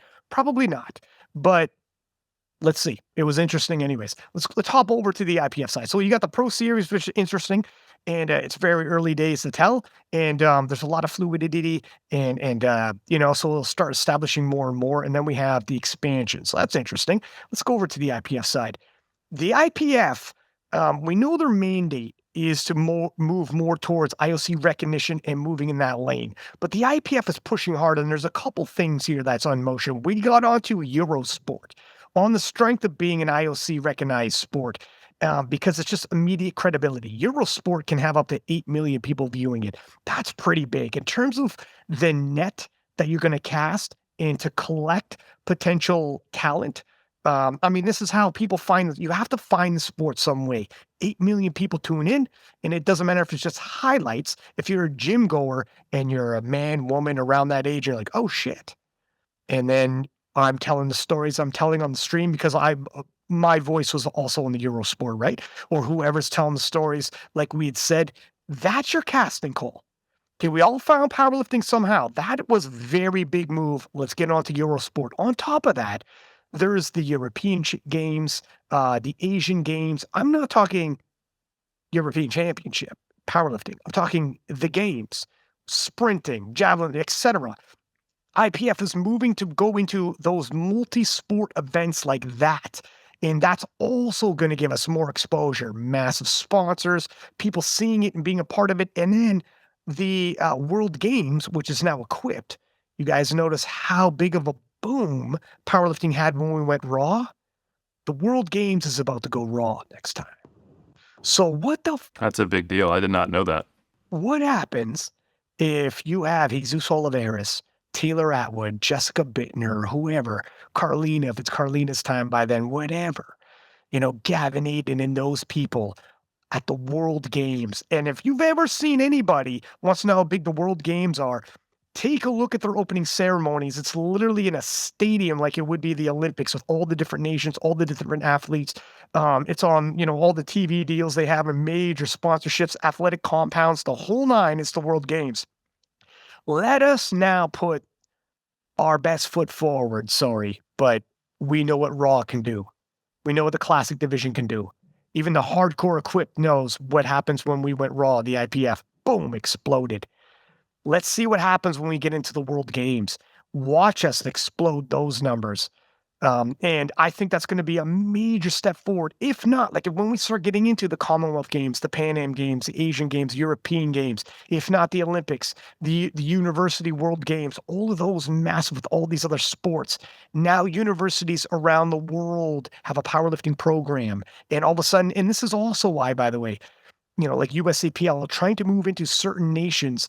But when you're IOC recognized and you're in those actual multi-sport events, the government funds your federation. Good luck getting into France and Sweden. Good luck with that USCPL affiliate. That's the tough jump. That's the tough one. And those are the doors that open up when you start having, you're a member of the IOC and you're included in these multi-sport games, now government funding and sponsorships that ordinarily wouldn't be involved. You're not going to, I'm talking SBDs of the world that are powerlifting focused, but other sponsors.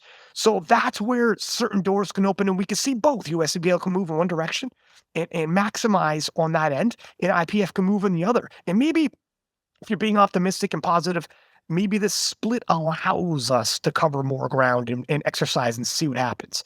But I'm thinking in the future, it looks like pacing-wise, we're going to just keep being included in more and more multi-sport games. And I think the World Games going raw is a massive boost for us as a sport in whole. And I know people who roll their eyes and get upset when you start talking about the inclusion into the Olympics. Let me tell you something, my friends. I'm big into like an MMA fan, etc. I follow Sambo and kickboxing. All right. And if you look into their World Body Organization, they would die for our membership and our world championships, what it looks like, our structure, our sponsorships, our live stream, our social media presence. Go ahead and tell me the top stars in Sambo, or find me reference to the social media platforms following them, the podcasts that follow the Sambo World Championships, the preview shows, the recaps, the major sponsors. There is none. Okay, and if you go look at the World Championships of Sambo, it's nothing like the IPF Worlds, and they are going into the Olympics. Yes, they are. And Sambo is not. Tell me how many of your friends fucking do Sambo. Now tell me how many of your friends go to the gym and powerlift. When people tell me we're never going to get in, if it's all about money, eyeballs, sponsorships, we are a very strong candidate, pun intended. So I don't get the whole we're never going to get into the Olympics. If we want to talk about is it good, is it bad, etc., that's fine. But I'm just saying, for the IPF to say this is our goal, it's not as laughable as people say. And when you look at some of the sports that are getting in, they don't have nearly the structure, nearly the amount of federation, nearly the amount of participation, nearly the amount of infrastructure in terms of podcasts and all the rest of it, and social media and stars, etc. Look what we fucking done. Look at people like Russell Lorhe and shit on their own, huh? Yes, yeah, we could do it. Maybe not right away. It's going to take some time, but it can happen.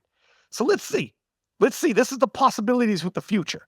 Or if we never make the Olympics, can we just make all these other multi-sport championships and get government funding all over the world? So powerlifting is actually in universities, and people get scholarships all over the world, in all these different nations. That's fucking awesome too. And you want to grow in Asia? Get in the Asian Games and have these nations that China for real getting behind you. That's what it's going to take. Probably. Yeah. A nation like Asia, they don't really give a fuck. USAPL, China is going to have a hard time. But if you're part of the IOC and you're part of the Asian Games, and they might get behind that with government funding the whole nine. So even that's cool too. We'll grow as a sport like that too. Even if we don't make it to the Olympics, these other things I said are very, very big. We'll see. I think that's a very realistic take, and I think even pessimistically, anyone can tell the sport's growing. It's an interesting phase. I don't know if we're growing in terms of participation right now like we were in 2015, 2016. Omar, you and I have talked about this.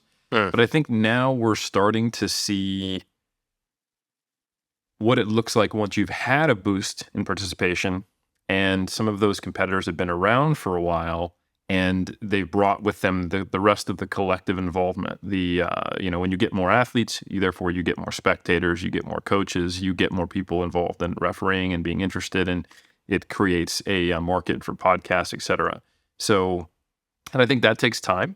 One thing I've definitely noticed is that I feel like in the last 5 or 6 years, most of the powerlifters who are very popular are quite young. There's a lot of and then that's changing, but I think that you need that to actually change a little bit, because a lot of people, unfortunately, are dropping out of powerlifting early. And I think one thing that is maybe a potential negative side effect of the growth and focusing on these head-to-head battles is there's maybe a little less focus on traditional values in powerlifting, traditional family values in powerlifting. No, I'm kidding. But the traditional values of hey, it's you versus you. It's just building your biggest total. You cheer from someone on the platform, whether they're trying to squat the bar or they're trying to squat 200 kilos, it doesn't matter. Not that that's not there. And I do think that is still at the core of powerlifting. It's just not being emphasized as much because some of the more, I would say, popular sports avenues are actually open now. There's these battles, there's this young blood, there's interest, there's records being smashed to degrees that you wouldn't have even guessed even 7 years ago. The people who were winning one weight class in 2013 or 2014 Worlds would struggle to go down a weight class now and maintain their total and be competitive. So I understand why that has changed. I don't think it's necessarily a bad thing. But I do think when it's very externally focused, very focused on beating someone else and what is competitive right now, and social media is involved, I think it amplifies it. I do think that probably contributes to a little more burnout and why we're seeing what to me seems like a lot of turnover in the sport. Because because previously, you know, in a more niche sport, you get involved, the community is very supportive, there's no gatekeeping, and everyone's like, hey, there's only like 18 of us who powerlift, so we all got to hang out and be together and support one another. And I think now there is this sense of, am I good enough? Am I legitimate? I don't necessarily think it's intentional or negative or toxic or anything like that, but I have noticed, and maybe it's just math. More people get involved, more people burn out, you know? So it could just be my eyes are deceiving me, and I don't have hard data on this. But I do think now we're starting to see like who's stuck around from the boom of 5, 6, 7, 8 years ago.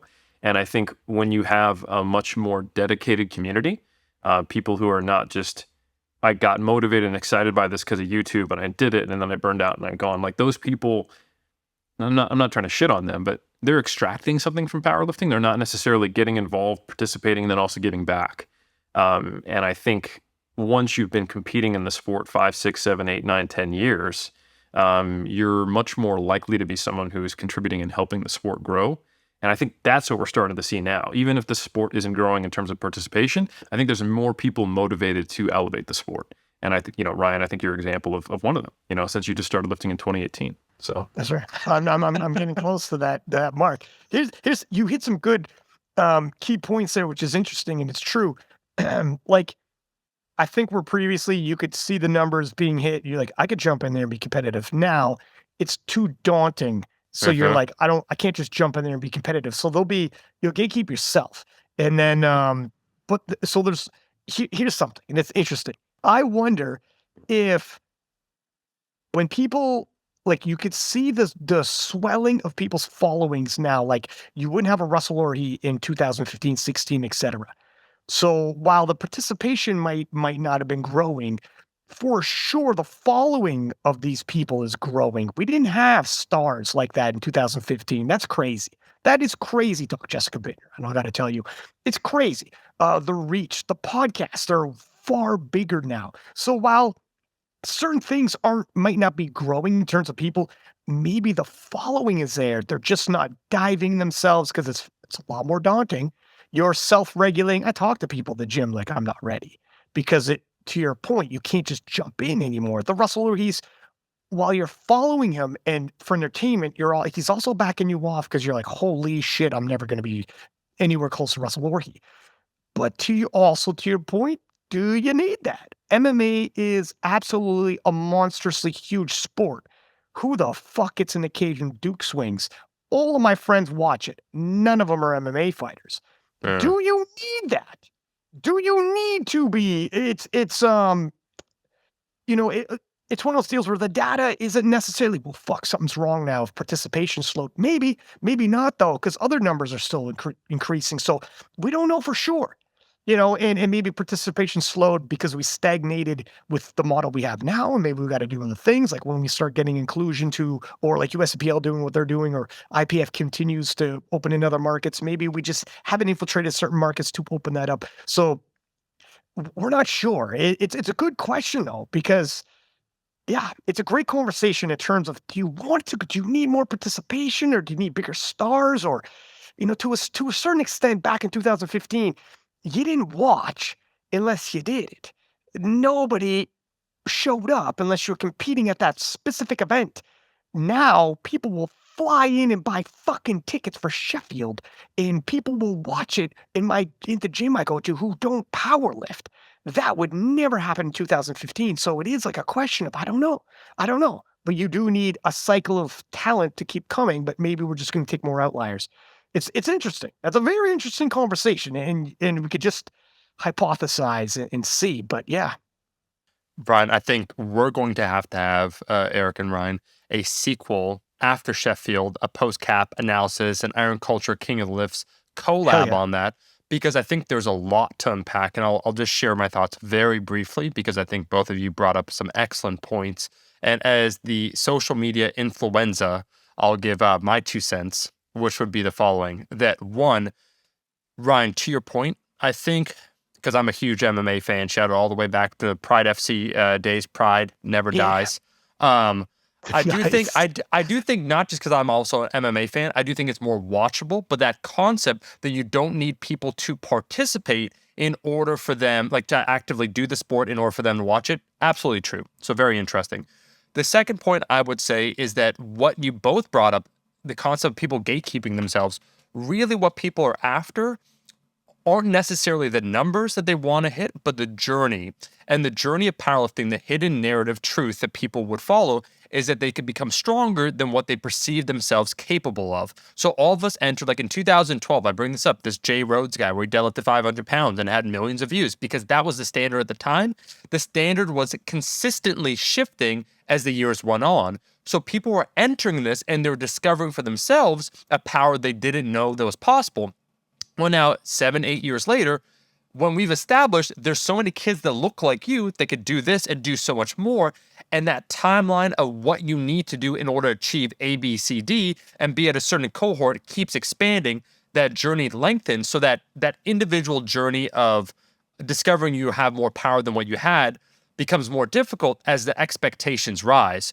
So that's the first thing. And I think what will end up happening, therefore, as the distribution of lifters, and there's always like the outliers, they'll do exceptionally well and make it to nationals and then world games and so forth, is that for most people, it'll probably take on more personal journey. And there's a reason why the second wave, and I bring them up, there's guys on YouTube. So there's a guy called Max Taylor on TikTok. He has millions of followers, right? And on Instagram, he's on Twitch as well. And he likes power building a lot. Like he's being coached by Joey Flex, so on and so forth. There's another guy, Lex Little, where he does it in the gym. The likelihood of them competing, I don't know. I think Lex actually has competed, but their aspirations in terms of them competing at world games or nationals, I don't think are there. It's a vehicle for them for content, certainly, but when is it not? And the one thing I would counter, not to anything that you gents brought up, but I think with money comes other incentives other than the sport itself, which is fine because then people are being compensated for it and it's a means to the end, meaning that Sheffield will open the door for people that won't be necessarily more passionate about powerlifting,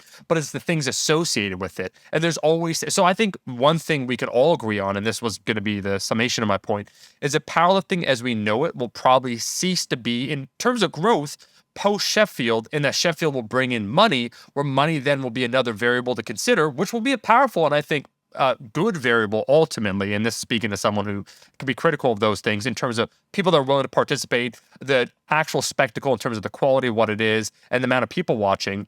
And then on the flip side, Ryan, to your point, I think more and more people are still taking up strength training as a means of barbell movements that they choose to do. But how far that goes remains to be seen, whether if it's a temporary journey or more permanent. So I don't see that one-to-one transference from like 8 years ago of a guy like a Nick Wright, who became incredibly strong. He was on YouTube. He was a bodybuilder. Then he picked up powerlifting. He was coached by Candido for a bit. Ended up squatting 600 pounds. Like fantastic journey. There's so many guys like that. That Tim Thibodeau, that's out in Austin, Texas, Game Day Barbell, same idea. I remember he was back in the Stringer days, all those sorts of things. So it'll be very interesting. I do think we've probably peaked in terms of how the ascent of the growth in terms of participants, like let's say the 30% growth. I think that'll slow down. I think secondary markets, and I don't mean any offense when I say this, but it's like rock and roll. It's like Cheap Trick was incredibly popular in Japan. Live at Budokan is one of the best-selling rock albums of all time in Japan, but not in North America, because secondary markets will lag behind Europe as well, like France and so on and so forth, where they feel the ripple effect. They feel the ripple. And this,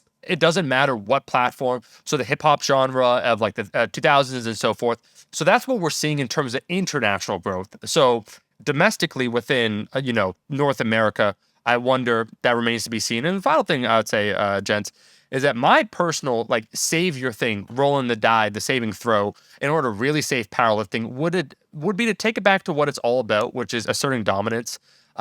Someone famously said there's no weight classes in the jungle, and I believe that. And as someone whose father did grow up in the Amazon, and that's a true story, and I'm not exaggerating when I say that, how beautiful would it be if we go to somewhere that's quite tropical and humid, humid beyond anything that you can comprehend, where the very risk of malaria is probably definitely there. And we don't know what the implements that we're lifting, how much they are, but we know there are said implements there. And there'll be no videos, there'll be nothing, but there'll just be tall tales that people tell each other in terms of who won. People enter, people emerge, and the first person to emerge is victorious. And then we just got to kind of word of mouth. And in that way, it spreads and proselytizes to the rest of the people. There's no weight classes in the jungle. People go in, people do something, people come out. Blood sport. Powerlifting edition. That's fucking, that hits home. That you're scratching me where I itch right now. And I think we got to shoot some emails to SBD while this is fresh on our minds. Yeah, this is the one. And see if they get behind this. Yeah. Right? Yeah, all I can say, it'll be hotter than people anticipate. I just want to say that, though. I think we're going to be surprised that maybe the super heavyweights struggle a little more in the jungle than that quote anticipates. See, Eric, this is my point. People say no weight classes, but like, dog, when it's like 45 degrees or let's say 110 degrees, humidity at 100%, mosquitoes just like smacking you in the face, is the super heavy really going to be the king or queen of the jungle? I don't know. The saying might change from only the strong survive to only the 66 kilo who has a decent cardiovascular engine survives. Yeah. That's right. Man. We literally ate some of the super heavies because we're there for weeks. You know, your helicopter doesn't even come to pick you up till 3 weeks later. That's all part of it. No. So, fellas, I fucking love this chat we're having here, huh? We got to do this more often. We broke down. Listen, we could be silly gooses. This is a silly goose time, but we also hit home some real points, though, right? We also get down to the nitty gritty and can articulate from different points, from different, viewpoints of this. Ryan, I'm not even offended that this is clearly your first time listening or participating on Iron Culture, because that's what we do every damn day, every week always here. Silly gooses. Ryan's like, this is what Iron Culture, man, I thought it was stuff. Like I saw Eric, I saw, they're going to talk science. Meanwhile, then the Eric stands come in here and they're like, man, I'm ready to hear about that meta-analysis. And Eric's like, so the thing about Street Fighter, when you enter the competitive level, and I'm like, my man. By the way, go. This is 100% real. You ranked up? Sort of. I'm not a B rank yet on Fightcade, but I did participate in my third online tourney. Yep. And this is the first time I did not get O2'd. So O2'd, for those who don't know, double elimination competitions, win-loss. You go O2, you're done. You're just hanging out on stream, watching everybody else play, going, good games, guys. This time I went 4-2. I would place fourth in the tournament. Okay. That's pretty decent. All right. I was in the semifinals in the losers bracket because, I did lose. Obviously, I didn't stay in the tournament. I didn't win. And so we're coming up, folks. There's the goal is to be the Guile in Australasia. That's the goal. I'm nowhere near close yet, but that's the goal. So this is Street Fighter 2 Super Turbo, or if you're playing the Japanese version, which we do, Grandmaster Challenge, Street Fighter 2X. That's right. It better be the Japanese version. You know what I mean? That's authentic. Look, listen, if I'm trying to become like Muteki or Kotaka Shoten, or the best Guiles out of Japan, still playing in the modern era, I got to be playing on the legit stuff, and that's where the big tournaments are happening. So we're talking, shout out to the FGC. I only play games that were made in 1994 or prior. So don't come at me with, Eric, what do you think about the new Street Fighter 6 that's come out? Listen, I'm like Nas. I need one game, one character, one stage, and that's Guile's stage and Guile's theme in Street Fighter 2. What I stand for stands for itself. Okay, that's all I'm saying. Stands for itself. Damn, there's a lot of fucking hard-hitting points here. So is it always Guile that you have to be, or is everyone in the tournament Guile, or how does this work? So there's all the characters in Street Fighter 2 Super Turbo. It's just like Champions Edition or Hyper Fighting, with the addition of the 4 new characters that came in from the new challengers. But Super Turbo, they bumped the speed back up because everybody hated when when they went back from the speed that Hyper Fighting was at in the States to the slower speed of the new characters. So the most popular Street Fighter is Super Turbo / Grandmaster Challenge X, and that has been a competitive fighting game that's been very popular since the mid-90s, and it still has a competitive scene. It's not nearly as big as like the esports stuff you'll see with like, Tekken 8 or whatever they're on, or Street Fighter 5 that they just finished, and Street Fighter 6 that's coming out. But it's a very, very small niche community of most of the guys who are in their 40s, who I'm turning 40 in April, who are, played it on SNES like when they were like 10, which is what I remember. So during COVID, I got into it, started playing online, and got myself a fight stick and relived the nostalgia. And I used to love playing as Guile when I was like a G.I. Joe fan. So I play Guile because it's nostalgia.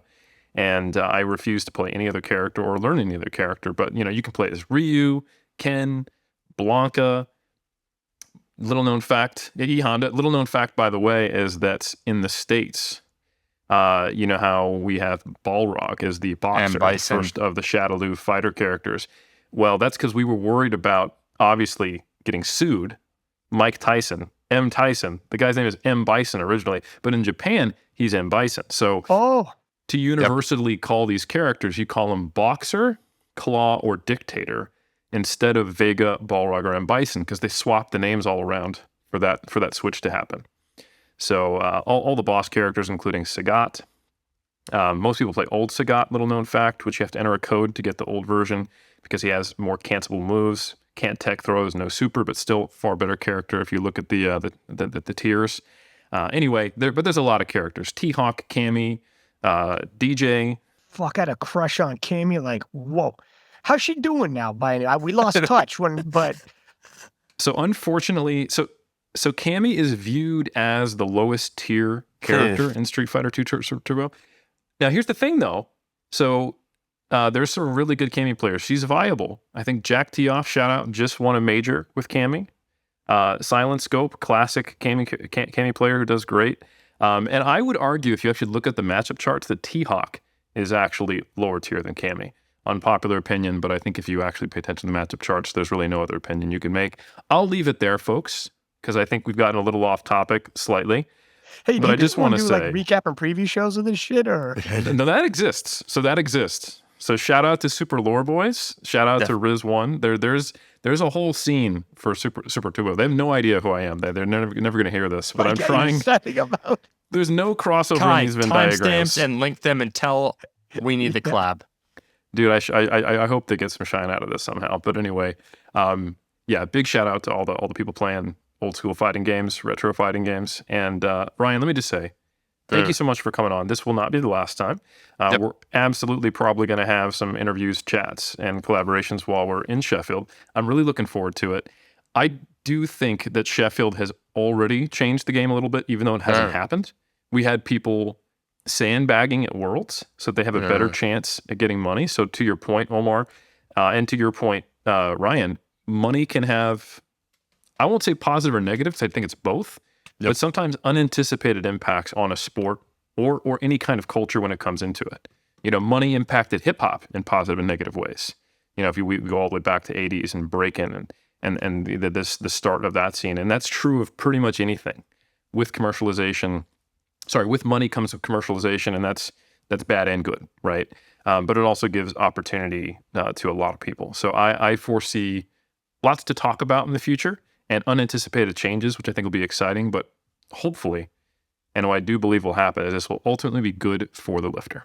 Mm-hmm. Oh, this is our death row era of the hip hop for powerlifting. This is our death row era. We're saying to Ryan, let's see what happens, man.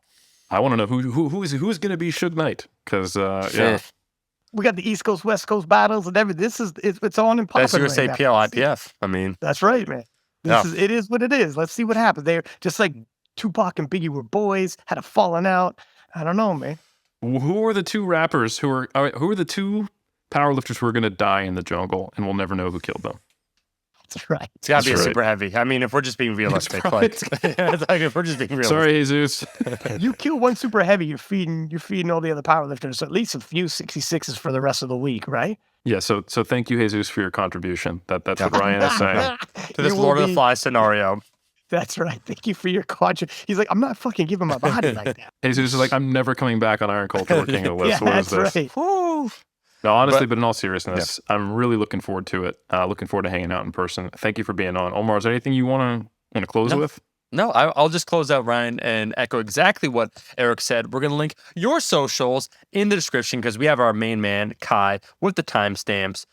This has been a far-reaching episode, and it certainly will not be our last. Like I said, we'll very likely be having that post-Sheffield reflection, that their clarity. So I want to shout out everyone that left the rating and review. We read 2 of them, had a scour for the first one, loved it. Want to say thanks for the feedback once again. You could go ahead and leave your rating and review on Apple iTunes. It's not because we prefer Apple iTunes. It's the only one that's easily accessible, and you can read them from all over the world, which is why now, Eric, you saw, I went on to a website where I could see every single country. So Saudi Arabia, fantastic.